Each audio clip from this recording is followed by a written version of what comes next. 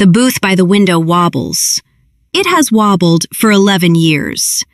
8 tables, vinyl seats patched with tape that has gone amber at the edges, a television bolted to the corner playing a channel nobody in the building has ever identified.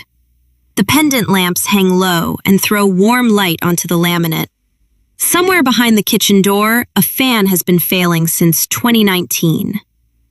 You slide into the booth and the table tilts under your elbow, and without looking down, without deciding to, you take the receipt from your coat pocket, fold it in quarters, and wedge it under the short leg.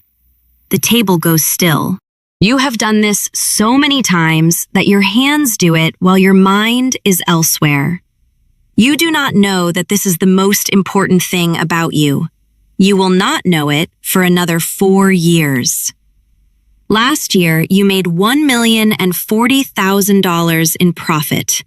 Say it flatly, because that is how it arrived, not as a moment, as a number on a page that Whitfield slid across a desk in February while talking about something else.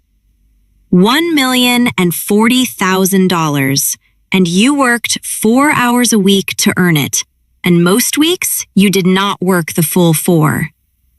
You have a house with a paid roof. Your son is 8 now and has never once seen you count out cash on the kitchen counter in the specific way people count when the number matters. Your daughter is 13 and remembers, but she was small, and memory at that age is mostly weather. And you are sitting in a Thai restaurant checking your phone every 90 seconds. You do not know what you are checking for. There is no client who could leave that would change anything. There is no invoice that could bounce. The math has been safe for 2 years, and your hands have not caught up. 4 years ago, you had $18,400 and 3 months. That is where this starts. Marguerite takes it well, which is worse. You have rehearsed the resignation for 6 weeks, in the car, in the shower, once out loud in a stairwell where a man from the 9th floor heard you and pretended not to. You have built a speech with reasons in it. You have prepared for anger. She reads the letter. She sets it down. She says, "I'm happy for you," in a voice with nothing underneath it. And then she says the thing you will carry for 4 years. The door doesn't lock behind you. She means it kindly. That is the whole problem. Kindness that assumes your return is not kindness. It is a forecast. And you will hear it again at 2 in the morning in October when you are down to $900. At home, Tobias has the laptop open on the kitchen table and a pencil because he does not trust a screen with anything that matters. $18,400 in savings. $6,200 a month, everything in. Mortgage, insurance, the car, groceries, the swim lessons you will quietly cancel in month 4 and never mention. He does the division. You both watch him do it. He writes 2.9 on the corner of an envelope, and then he looks at it for a while and puts the pencil down. "Take the year," he says. Not 3 months. The year. He knows the number he just wrote, and he says the year anyway. And then he gets up to deal with the dishwasher, and he does not bring it up again. Not once. Not in October, not in January, not on the night you sit on the bathroom floor with the fan on so nobody can hear you. He carries it silently for 4 years, and the silence is the marriage. Nia is 9. She looks up from the table and asks, "Are we still going to Florida?" You say yes. You are not going to Florida. Ezra is 4 and asks nothing because he does not know yet that there is anything to ask. And that is its own kind of weight. The ones who cannot know are the ones you are gambling. Nobody tells you the first thing that goes is not the money. It is the structure, the shape of the day, the reason to put on a specific kind of shirt. You keep the alarm. 4:40 in the morning. the same alarm you have hated for 11 years. And you keep it because at 4:40, you know who you are. And at 9, you do not. You get up in the dark to work on nothing. You make coffee for a commute that no longer exists. You sit down at the kitchen table at 5:15 and you open a document and the cursor blinks at you. And the house is so quiet, you can hear the refrigerator cycle. You write an introduction. Hi, my name is... Delete. You write it differently. You write it 40 times over 11 days. You make it shorter, then warmer, then more confident, then less arrogant, then shorter again, and every version is a lie in a different direction, and you send it to nobody. Because underneath the sentences, there is a question you cannot get around. Who are you to charge for this? You have known how to do this for 11 years. You did it for free, constantly, in hallways and on calls, for people who did not thank you because it did not occur to them that it was worth thanking. You fixed things nobody had asked you to fix. You made the wobbling thing stop wobbling, and then you moved on. That was not a skill. That was just what you did. You cannot sell what you do not believe is a thing. There is a specific loneliness to a weekday at 11 in the morning. The street outside is empty in a way that feels like an accusation. Everyone who is supposed to be somewhere is somewhere. A van goes past. A woman walks a dog. The mail comes at 11:40, and you find that you are waiting for it, that it has become an event, that you have started to look forward to the sound of the flap. You start doing small, useful things to prove you are a person who does things. You reorganize the garage. You fix the gate that has hung wrong since you moved in.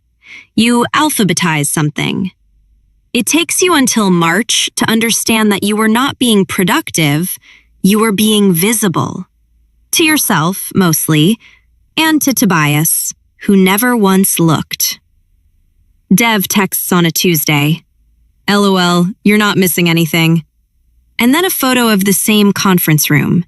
And then 2 weeks later, seriously though, the Hendricks account is a disaster. They'd take you back tomorrow. He thinks he is being funny. He is being a door. And the door is warm. That is what nobody warns you about. It has a salary in it, and a badge, and a coffee machine that works, and a version of you that everybody already agreed to. Some mornings, the only thing standing between you and that door is the fact that you would have to tell Nia you were not the person you said you were in September. 18,400 becomes 14,100, becomes 11,200. Nia does not know. Tobias knows and does not say. Keisha never asks.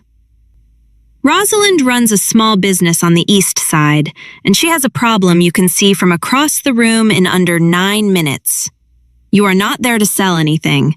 You are there because a woman from your old gym mentioned a woman who mentioned Rosalind, and you have said yes to a coffee because saying yes to a coffee is not the same as being a person who charges money. She describes the problem for 20 minutes. You listen. Then you say 4 sentences. She goes quiet. She says, "Say that again?" You say it again, and something changes in her face, and you feel it happen. The first time in 6 months that you are the person in the room who knows the thing. Then she asks what it would cost. You have prepared for this. You have a number you worked out on paper, honestly, with the hours counted. $2,400. You open your mouth. 400, you say. $400. You say it, and you hear it in the air, and it is so small it barely survives the distance across the table. She says yes, instantly. That is the part that stays with you. Not the number, the speed. There is no negotiation, no pause, no considering face. She says yes the way a person says yes to something priced below its worth, which is to say, without thinking. Which is to say, she would have paid the $2,400 and you will never know it for certain, and you will be certain anyway. You drive home and you do not tell Tobias the number. You learn something on that drive that takes another 2 years to say out loud. Underpricing is not humility. Humility is quiet. What you did in that room was ask permission. Corbin has a webinar and a warm voice and a slide with a graph on it that only goes up. $2,000. You pay it in October with $11,200 in the bank, and you tell yourself it is an investment, which is the word people use when they are buying hope and would like a receipt. The program is 8 weeks. It is mostly encouragement. There are worksheets. There is a private group where 300 people post the same question in different words and nobody answers. Corbin is not a villain. He believes it. That is somehow worse. He genuinely thinks the reason it is not working for you is that you have not wanted it enough. Then the ads. $4,730 over 9 weeks. You learn a vocabulary you did not want. You watch a number go up on a dashboard and a different number go down in an account, and you tell yourself the gap is a delay, not a verdict. 4 calls, 0 clients. Halverson takes 4 meetings. 4. He asks good questions. He brings a colleague to the 3rd one, which is the universal signal that a thing is becoming real. And you tell Tobias that night that you think something is happening. Then he stops replying. Not a no. There is never a no. There is a Thursday where you check your phone at 8 and 11 and 2 and 4, and there is a Friday. And then there is the slow understanding that arrives over about 9 days, that the thing you were building your December around does not exist, and did not for some time. $4,900. You draft the email to Marguerite on a Tuesday in January. You get as far as, "I hope this finds you well," and you close the laptop. You draft it again 11 days later, and you get further, and your cursor sits in the send field, and you sit there in the dark kitchen at 4:40 in the morning with your finger on the trackpad. You do not send it. You do not send it, and you do not tell anyone you almost did. Nia does not know. Tobias knows and does not say. Keisha never asks.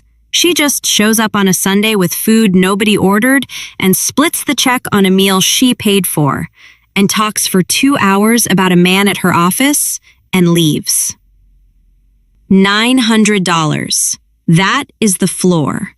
$900 in an account with $6,200 going out at the end of the month, which is not a runway, it is a ledge. And you have a conversation with Tobias on a Sunday that neither of you will ever describe to another person. The phone rings on a Wednesday. You are in the driveway with a bag of groceries in each hand, and you put them down on the concrete to answer it, and one of them tips over slowly while you are talking, and you watch an orange roll under the car, and you do not move. A man named Petrus, who you have never met, who is calling because Rosalind said your name in a room you were not in, 8 months after you did $400 of work for her badly and too cheaply and with your whole chest. He does not ask what you charge. He asks if you have time. $1,500. It is not a big number. It does not solve December. What it does is something else. It tells you where the door actually was. Not in the ads, not in Corbin's 8 weeks, not in the 40 introductions. The thing that finally worked was the work you had already done, for too little, for someone who then talked about you when you were not there. You had been trying to be found. You had already been found. It just moved at the speed of people, which is slower than a dashboard and does not have a graph. You do not celebrate. You want to record that because everybody imagines they will. You take the invoice number and you write it on the back of an envelope and you put the envelope in a drawer. And then you go inside and you make dinner.